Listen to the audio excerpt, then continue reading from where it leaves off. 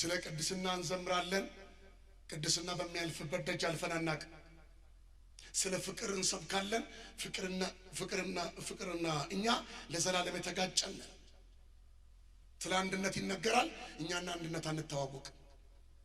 ስለ ትህትና ይሰበካል።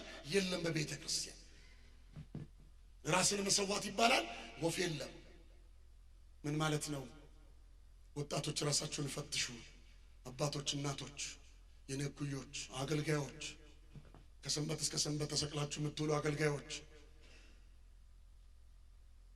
እናንተ ነጋዴ አገልጋዮች ነቢያትን ብላችሁ ከጂንዲ ከጨረባ መገለጥ የምታመጡ ጮቤ የምታስረግጡ እናንተ የደም ነጋዴዎች፣ ነፍሰ ገዳዮች፣ ነፍሰ በላዎች ያልኖራችሁትን የምትሰብኩ እናንተ የውሸት ሰባኪዎች፣ የማታውቁትን ኢየሱስ የምትዘምሩ ዘማሪዎች